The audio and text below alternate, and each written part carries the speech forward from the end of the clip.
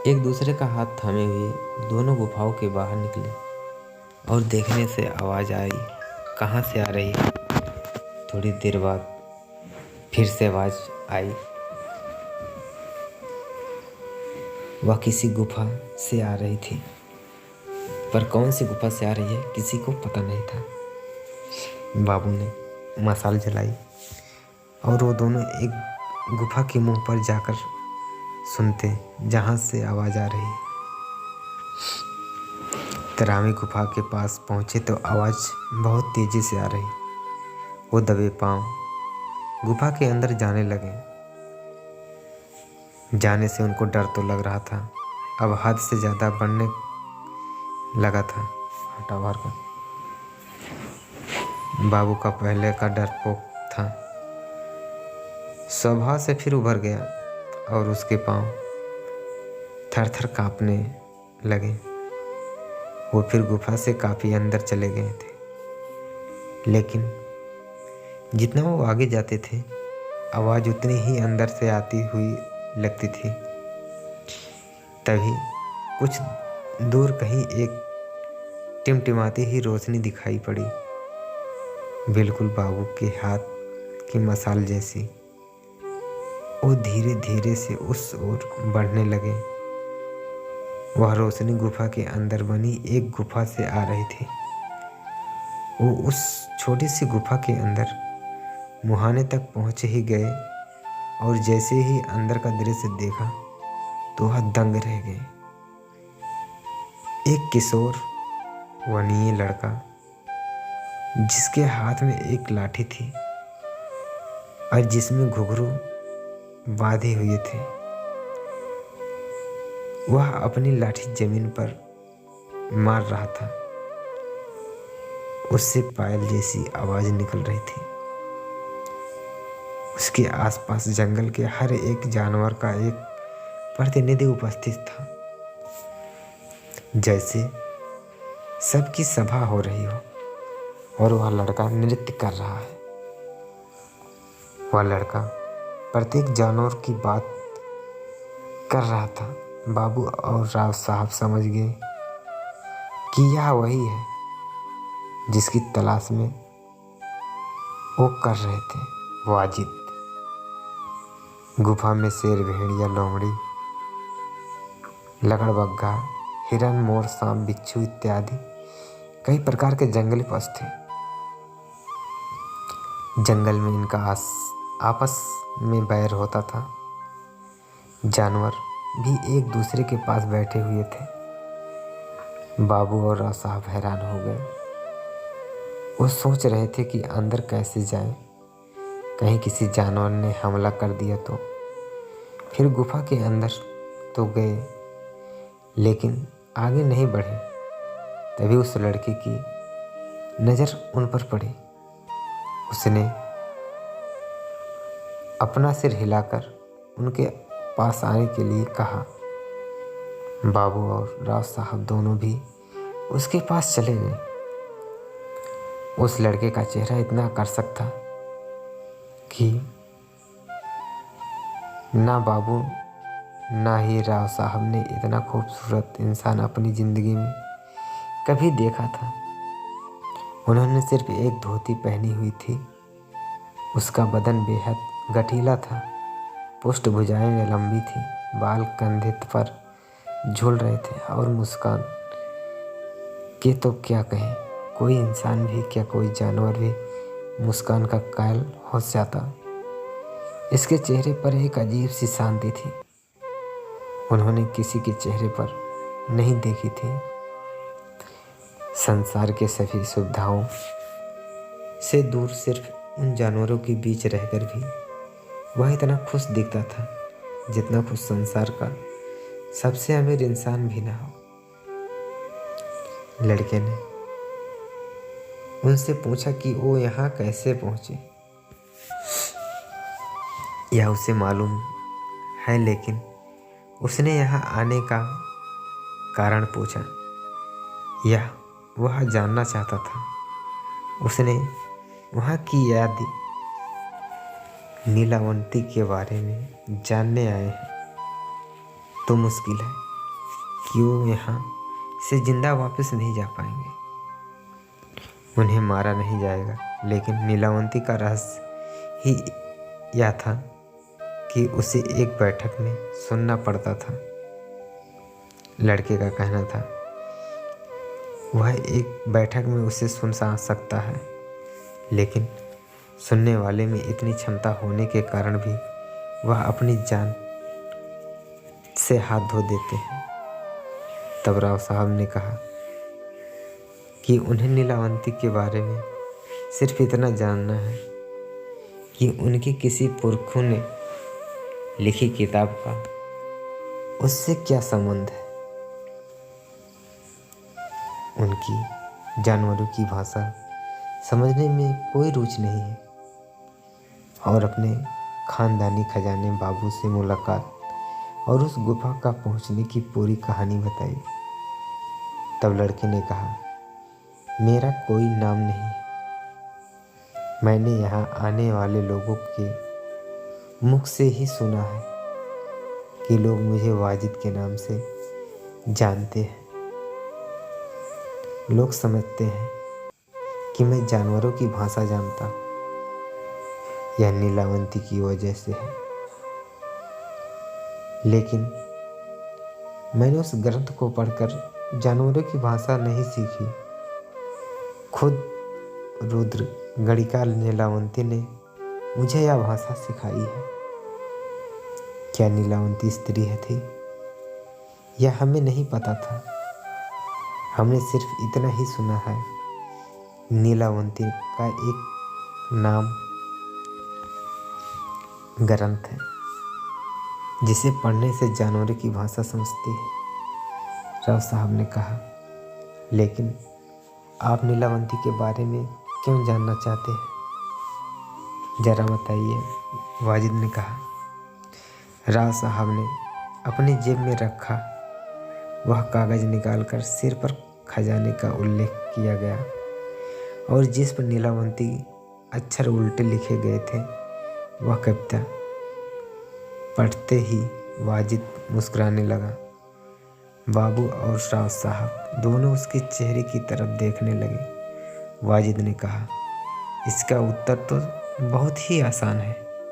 वाजिद ने कहा, कहानी शुरू की, क्योंकि यह मेरे जन्म से पहले की बात है और मेरी उम्र अभी 1100 साल है, तो यह घटना बहुत पुरानी है। आप इसे ध्यान से सुनिए, क्योंकि इस कहानी में आपके खजाने का रहस्य छुपा है। पहले के लोग बहुत ही अक्लमंद थे। वो जानते थे कि मनुष्य प्रकृति के साथ साथ इतना नहीं एक रूप हो पाता जितना पशु पक्षी पेड़ पौधे, इसलिए वो इस सृष्टि से अपना वजूद बनाए रखते हैं। वे प्रकृति के नियमों के बारे में हमसे बहुत ज़्यादा जानते हैं। सोचिए, हजारों पक्षी बिना किसी दिशा दर्शक के एक जगह से दूसरी जगह पर चले जाते हैं। प्रत्येक वर्ष कैसे यह वे कर पाते हैं? प्रकृति की अपनी भाषा है जिससे वह हमसे संवाद करती है। मनुष्य को भी यह भाषा समझती है, लेकिन फिर भी जैसे तैसे मनुष्य यंत्रों का सहारा लेने लगा तो उसे प्रकृति के साथ साथ संवाद करने की आवश्यकता कम लगने लगी। जिन लोगों को अभी भी प्रकृति के रहस्य जानने के लिए उनका एकमात्र जरिया था जानवर, जिनकी बात करके वह उन रहस्यों को उजागर कर सकता था। हमेशा से ही वह जानवरों की भाषा सीखने की कोशिश में लगा हुआ था। हालांकि कामयाब होने की विरला ही तो होता था, वह भी एकाध जानवर की भाषा में, परंतु इतना काफ़ी नहीं था। फिर किसी ने जाना कि बच्चे का जन्म हो जाने के बाद यदि उसको पहली बार पिलाया जाने वाला पानी जंगल में रखकर सभी पशु पक्षी जानवर पी लेते हैं तो उसका एक घूंट बच्चे को उन जानवरों की भाषा का ज्ञान बन जाएगा जिन्होंने वह पानी पिया उसने यह बात खोजी थी। वह मनुष्य था, नीलावंती का पिता। जब नीलावंती पैदा हुई थी तो उसके 3 दिन पहले ही उसके पिता ने एक बर्तन में पानी भरकर रखा था। उन 3 दिनों में जंगल के लगभग सभी जानवर का मुंह उस पानी से लग गया था। नीलावंती के पैदा होने के तुरंत बाद उसको वह पानी पिलाया गया था। उसका प्रभाव यह हुआ कि वह चिड़ी या चींटी या कौवा, कुत्ता इत्यादि बहुत सारे जानवर की भाषा समझने लगी। वह जानवर की भाषा समझती थी तो उनके इन्हीं की भाषा में उत्तर देती थी। लेकिन जब गांव के लोग यह सुना कि वह छोटी सी लड़की की मुख से इंसानी भाषा से पहले जानवरों की आवाज़ें निकल रही हैं, तो उन्होंने उसके पिता से कहा कि यह लड़की श्रापित है, इससे गांव पर कोई संकट आ सकता है, तुम इसे जिंदा नहीं रख सकते। नीलावंती के पिता ने गांव वालों को समस्याओं की यह सिर्फ एक उसके लिए प्रयोग का नतीजा था, पर किसी ने उसकी एक ना सुनी। पंचायत बिठाई गई और सभी को एक मत से निर्णय किया गया कि ऐसी लड़की जो जानवरों की आवाज़ें निकलती हो, उसे जीने का कोई अधिकार नहीं हो।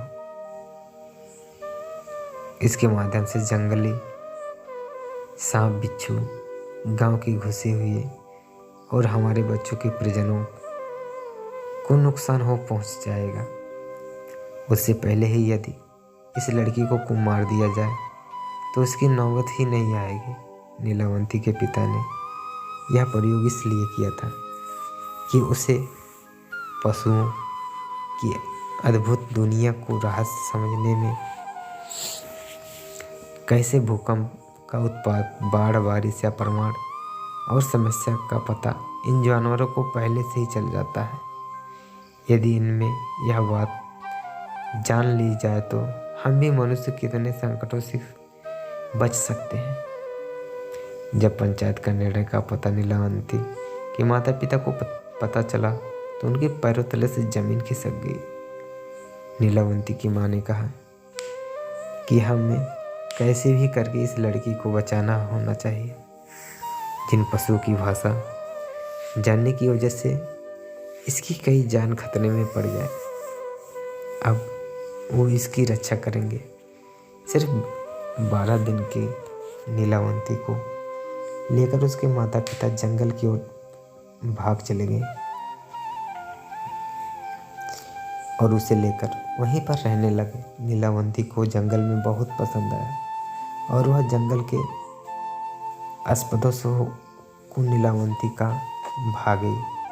सभी जानवर जिनकी नीलावंती की भाषा बोलती थी वो नीलावंती से बहुत प्यार करते थे। इनकी भाषा नहीं आती थी, इनकी भाषा नीलावंती सहवास से सीख लेती थी। 2 साल की होने तक नीलावंती जंगल के किसी भी जीव की भाषा बोलने और समझ रही थी और साथ ही अपने माता पिता के साथ मनुष्यों की भाषा को भी बोल रही थी। इसके पिता को जो सपना था वह साकार हो गया था। उन्होंने ऐसे रहस्य नीलावंती के माध्यम से पता चला रहे थे कि कभी कानों से भी सुने थे। नीलावंती को कई बार जानवर या सांप दबे हुए खजाने के बारे में बता देते थे। नीलावंती के पिता जाकर उस जगह से वह खजाना लाते और उसे कई गरीबों को गुप्त रूप से मदद करते थे। ऐसे ही 16 साल निकल गए। अब नीलावंती एक बहुत ही सुंदर किशोरी में बदल गई। एक बार की बात है, जब 6 या 7 लुटेरे कहीं से नीलावंती के पिता का पीछा करते हुए उस जंगल में पहुंचे। नीलावंती उसके परिवार कुछ जीने के लिए भी आवश्यकता था।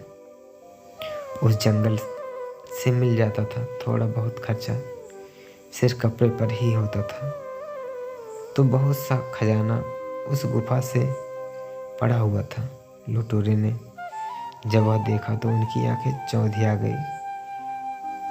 बहुत सारा खजाना बिना किसी मेहनत के मिल गया। यह उनके लिए बहुत खुशी की बात थी।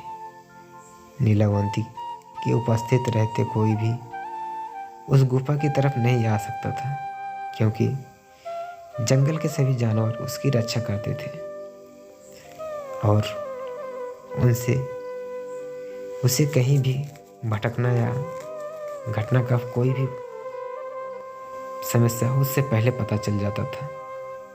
लुटेरों ने खजाना छीनने के लिए नीलावंती के माता पिता को मार डाला।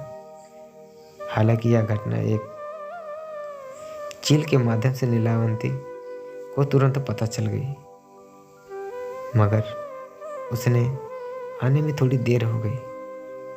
वह पहुंची तब तक लुटेरे जा चुके थे, मगर ज़्यादा दूर नहीं जा सके। नीलावंती ने जानवरों को संदेश भेजा कि कोई भी जिंदा जंगल से बाहर नहीं निकल पाए। लुटेरे जंगल से नहीं निकल पाए। रास्ते में ही हाथियों के झुंड ने उन्हें कुचल डाला। पर इस घटना के नीलावंती को बहुत आहत किया। उसके हृदय को बहुत बड़ी चोट पहुंची। उसके पिता बहुत ही साधु स्वभाव के इंसान थे। उन्होंने भी कभी किसी का बुरा नहीं चाहा था। अब तक वो जंगल के पशु पक्षियों को नीलावंती को सब कुछ थे। उन्हीं के लिए जीना और उन्हीं के लिए मरना, यही नीलावंती के जीवन का उद्देश्य था। लेकिन उसके माता पिता की हत्या के बाद उसको एक उद्देश्य हो गया। वह समाज के बुरे लोगों का नाश करना उसके लिए जरूरी था कि वह खुद भी मौत से बच सके। उसने जानवरों से पूछकर संजीवनी बूटी का पता लगाया। उसने खाने से पहले मनुष्य की मौत को टाल सकता था। जब उसने यह बूटी खाई तो वह भी मृत्यु के भय से रहित हो गई। उसने अनेक ऐसे लोगों को मौत की घाट उतार दिया जिनसे समाज को खतरा था, और अपने पिता के जैसे बहुत से लोगों की मदद की। उनकी अमरता, जानवरों की भाषा समझने की और उसकी अद्भुत शक्तियाँ, उनकी गुणगान कुंभांडों में होने लगी। कुंभांड वह लोग हैं जिनमें अद्भुत शक्तियाँ होती हैं, जिन्हें भगवान शिव के गणों में भी गिना जाता है। एक दिन की बात है, एक तरुण व्यापारी जंगल के रास्ते से कहीं जा रहा था। वह बैलगाड़ी में अपना माल एक गांव से दूसरे गांव जाकर बेचता था। वह पहले कभी इस रास्ते से नहीं गया था, इसलिए उसे यह नहीं पता था कि इस जंगल में किसी अपरिचित का आना प्रतिबंध है, क्योंकि नीलावंती के माता पिता की हत्या के बाद जंगल में पशु नीलावंती की सुरक्षा बहुत चिंता करते थे। वो किसी भी जंगल में घुसने से नहीं देते थे, मगर वह व्यापारी तो अंदर आ गया था। भेड़ियां भी उसकी बैलगाड़ी का पीछा शुरू किया था।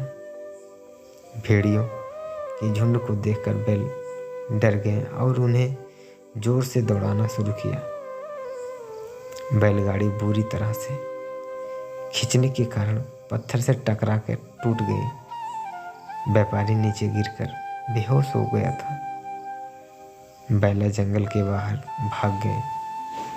नीलावंती को उस व्यापारी के बारे में पता चला। वह उसके पास पहुंच गई।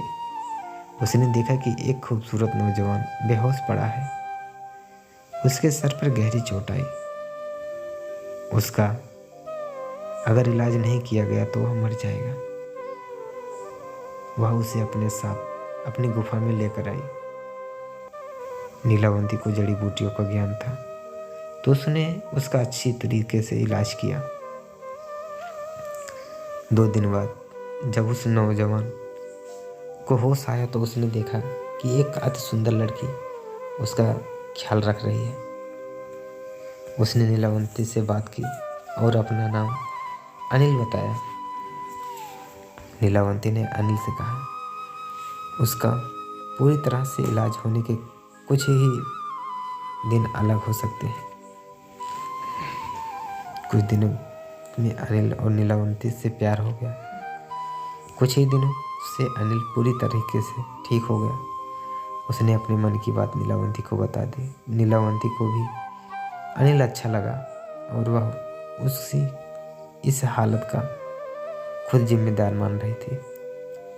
सहानुभूति भी प्यार होने की वजह से एक वजह होती है। इसी वजह से नीलावंती भी उसके प्यार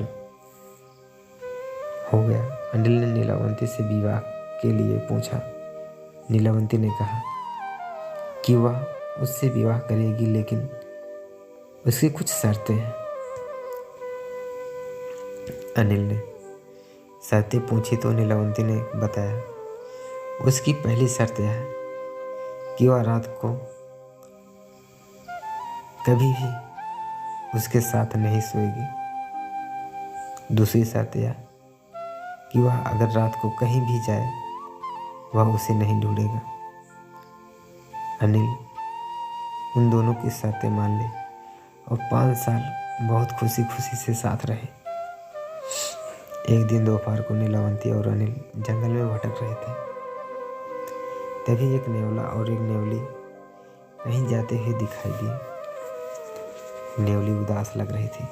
नीलावंती पूछे कि वह क्यों दुखी है।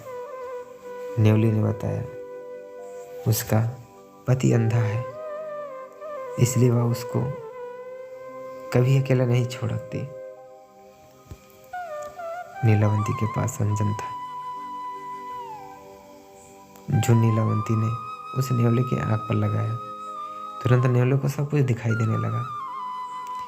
नेवले ने नीलावंती को 2 दिव्य रत्न दिए।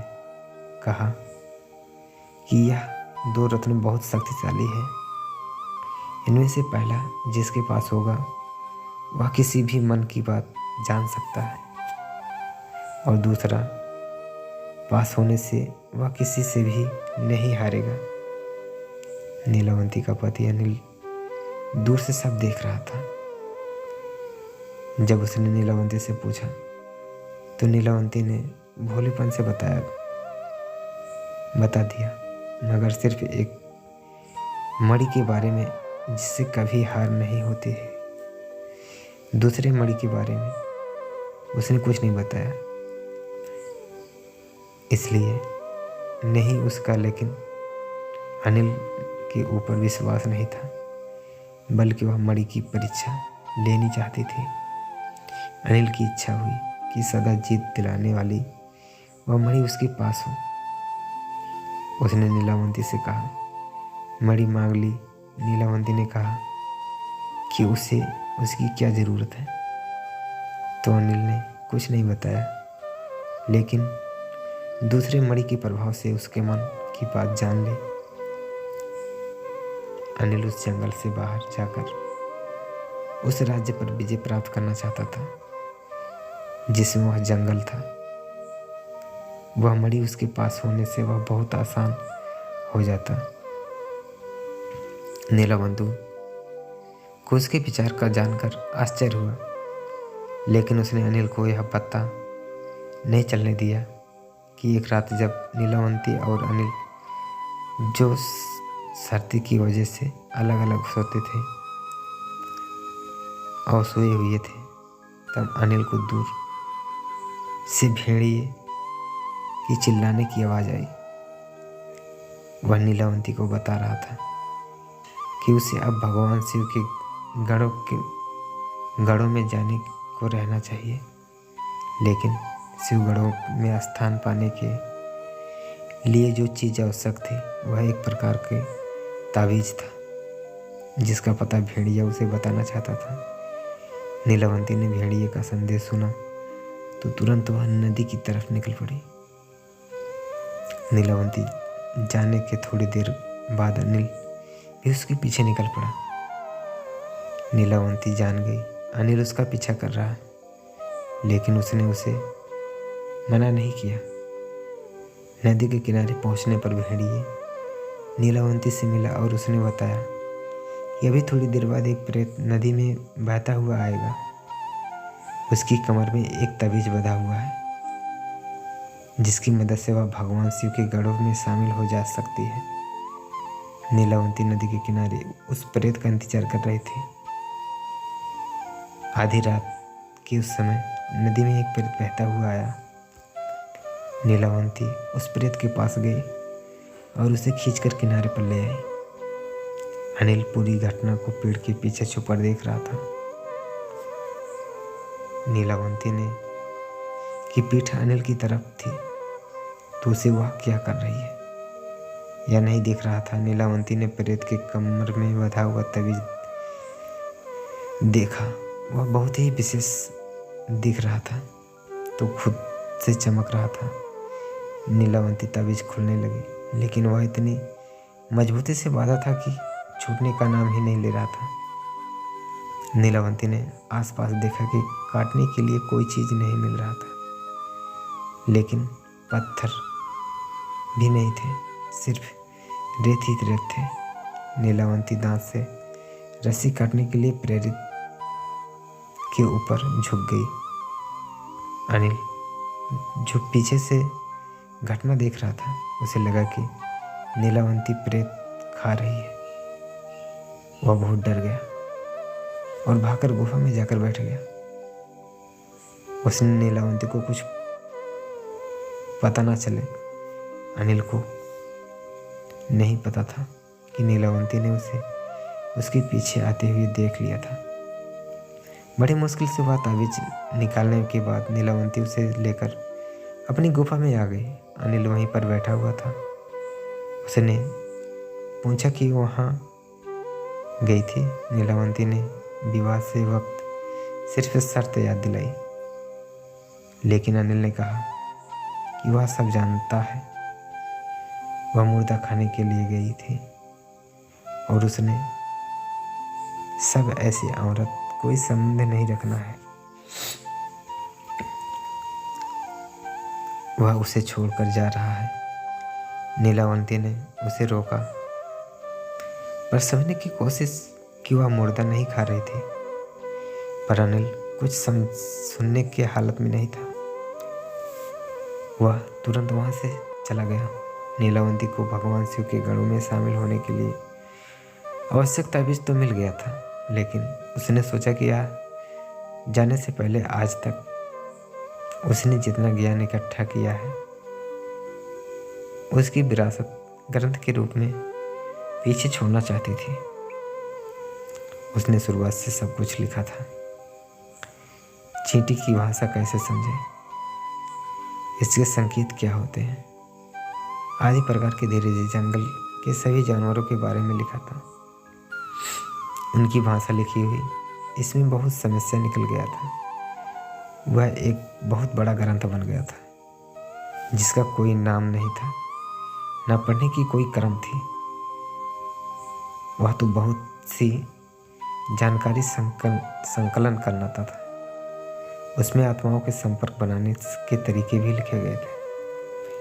अब उससे कोई शिष्य चाहिए था जिसे वह इस ग्रंथ को पढ़ने का तरीका और उसके राज को बता सके। लेकिन इतने महत्वपूर्ण ज्ञान को वह इतनी आसानी से किसी को कैसे सौंप सकती थी। वह हर दिन इस तलाश में होती थी कि कोई ऐसा उसे मिल जाए जो उसे यह ज्ञान सीखना तो, लेकिन उसका गलत इस्तेमाल ना करे। एक दिन जब वह जंगल में रोज की तरह घूम रही थी, तब उसे एक मैं मिल गया। मुझे किसी कुंवारी माँ ने लोक लज्जा के डर से जंगल में छोड़ दिया था। नीलावंती ने मेरी माँ भी पाल नहीं सकती थी, इतनी अच्छी तरीके से पाला। मैं भी बड़े होते होते जानवरों की भाषा और सब कुछ ज्ञान नीलावंती के उस ग्रंथ में लिखा हुआ था सीख गया। हालांकि इसके लिए मुझे ग्रंथ पढ़ने की आवश्यकता नहीं थी। जब मैं 16 साल का हो गया, जैसा हूँ मैं, तो नीलावंती मुझे जैसे माँ कहकर पुकारा करता था। मुझे मेरे उससे मिलने की कहानी बताई और कहा कि उसे अब उसकी असली जगह पर जाना होगा। उसने मुझे संजीवनी विद्या दे दी, जिससे मैं दीर्घायु जीवित रहा और मेरी आयु भी थम गई। पिछले 1000 सालों से मैं 16 वर्ष की ही अवस्था में जी रहा हूँ। संजीवनी विद्या देने के बाद नीलावंती ने किसी का मंत्र उच्चारण किया था, तो उससे लेने के लिए दूसरी शिव गणिकाओं आई थी। इसके साथ नीलावंती हमेशा के लिए शिवगण के साथ रहने चली गई। फिर मैं भटकते हुए इस जंगल में आया और यहाँ पर बस गया। तब से मैं यहीं रहता हूँ और इस जंगल को रक्षा करता हूँ। वाजिद ने कहानी को पूरी की, लेकिन तुमसे हमारे इस प्रश्न का उत्तर नहीं दिया। बाबू ने कहा, हाँ, मैं तो बताना तो भूल गया था कि तुम्हारे किसी पुरखों ने जो कविता लिखी थी, उसमें जो सागर तीर्थ का नाम है वह समुद्र के लिए नहीं लिखा गया है। असल में सागर तीर्थ उस जगह का नाम है जहाँ नीलावंती पैदा हुई थी। सागर हजारों सालों से मैं उसका जरूर बदला हूँ, लेकिन मैं वह जगह जानता हूँ क्योंकि मेरी माँ ने मुझे भी उसी सागर तीर्थ के जंगल में छोड़ा था। वाजिद ने बताया, आज वहाँ जगह किस नाम से जानी जाती है? राव साहब ने पूछा। आज वह जगह जानी जाती है रामलिंग के जंगल के नाम से, वाजिद ने जवाब दिया। मुझे वह जगह पता है, महाराष्ट्र के मराठवाड़ा प्रांत का बहुत ही प्रसिद्ध तीर्थ स्थल है। वाह, बाबू ने बताया।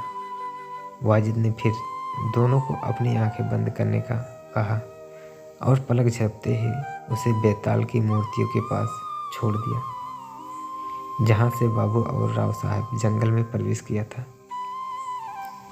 बाबू और राव साहब ने आंखें खोली तो सामने बेताल की मूर्तियां थी, जिससे जंगल का रास्ता जाता था। बाबू और राव साहब ने आंखें खोली तो सामने वही बेताल की मूर्तियां थी, जिसमें आगे जंगल का रास्ता था। उन्हें अपने पीछे की आवाज़ सुनी तो वहीं गड़ेरिया वहाँ पर भेड़ चरा रहा था और उसने कहा रहा था, मेरी मानो तो यहाँ से वापस चले जाओ, यहाँ से कोई जिंदा वापस नहीं आया।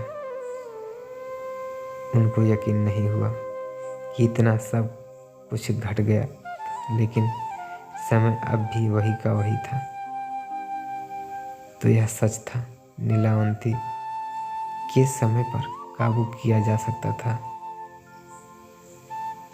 लेकिन नीलावंती कहाँ है यह तो किसी को नहीं मालूम। उसे सिर्फ किस्मत से ढूंढा जा सकता है। नीलावंती उसी को मिलता है जो उसका इस्तेमाल नहीं करना चाहता। अब राव साहब और बाबू को रामलिंग में जाकर खजाना ढूंढना था। वो रामलिंग पहुंच गए, लेकिन वहां जाकर उन्हें यह पता कि सालों पहले किसी राजा को यहाँ पर खजाना मिल गया था। उसी पैसे से यहाँ रामलिंग का मंदिर बना हुआ था। अब क्या किया जाए, सब खत्म हो गया। खजाने की खोज और नीलावंती की तलाश भी।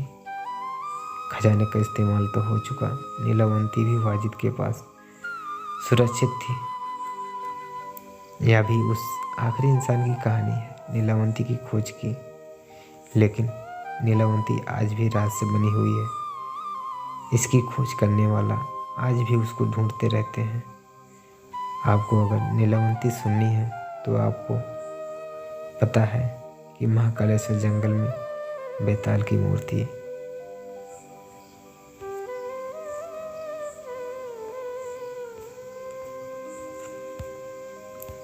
कथा यहाँ संस्कृत में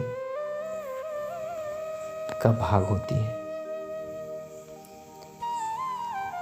और अगर कुछ कथाएं अपने रहस्य की ऐसी छाप छोड़ जाती है कि उस कथा की दंत कथा बन जाती है। महाराष्ट्र के जनजीवन की नीलावंती का कुछ ऐसा ही स्थान है। बचपन में इनसे नीलावंती के बारे में सुन रहा था और उसी नीलावंती की कथा जरा अलग ढंग से प्रस्तुत की है। यह एक प्रारूप है। नीलावंती ग्रंथ का पूरी किताब को पढ़ने के लिए आपको अमेज़न से बुक खरीदनी पड़ेगी, जिसका सीधा लिंक नीचे दिया गया है।